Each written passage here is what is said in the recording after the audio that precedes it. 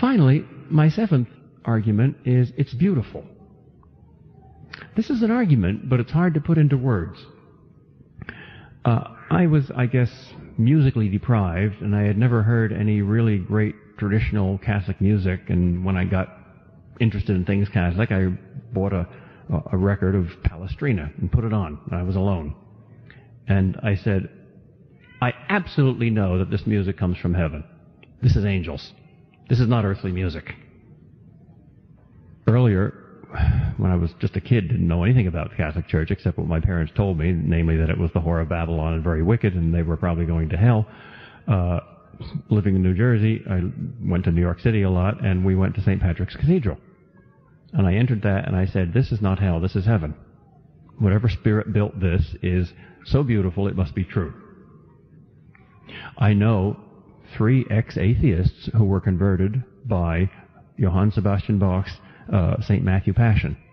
They all said to me, without copying from each other, this is how I knew there was a God. There is the music of Johann Sebastian Bach, therefore there is a God. Well, it's something like that happened to me with Catholic art and music and architecture. It's a kind of immediate evidence. You just see the face, as in nature. There was a doctor I met in Toronto who went to Zaire as a dietitian and saved the life of a dying tribe, and he was the first white man they trusted. So after he saved their lives, he told them about life in the West, and they were amazed. They were suspicious of cities. They knew very little about civilization. And they believed everything he told them because he was the great white father and knew everything. But there was one thing, actually 2 things, that he says they literally could not believe. They could believe that we could touch a button and blow up the world. They could believe that we could fly to the moon. They could not believe there was such a thing as an atheist. An atheist? You mean someone who believes in no God at all? Not good ones, not bad ones, not one, not many, not the gods of the sky, not the gods of the earth. Oh, I know, one of them said to him. These people must be bound and gagged and put in a cellar prison cell all their lives. I think the origin of atheism is the lack of moving water.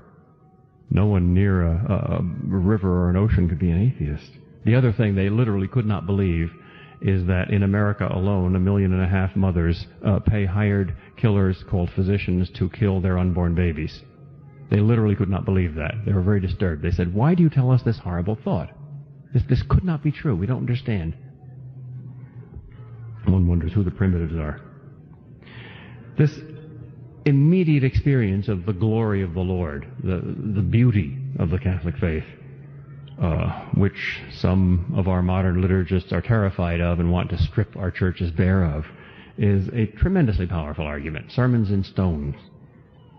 And the experience of becoming a Catholic, for me, was like the experience of entering a cathedral, which G.K. Chesterton uses in his book, The Catholic Church and Conversion. He says his friends, when he became a Catholic, said, oh, you poor man, you're going to bow down meekly and humbly and stoop low and enter the door of this old, maundering building, which is all stuffy inside. I pity you. And he replies, no, it's exactly the opposite. I've been in that stuffy, maundering building all my life, and the experience of entering the church is not the experience of going in, but of coming out. Out from a little cellar into a shatteringly enormous world, a great precipice with all the winds of heaven whistling through my hair. So I think our message to our non-Catholic friends and to the world has to be that. Come out. Come out into the splendor of truth.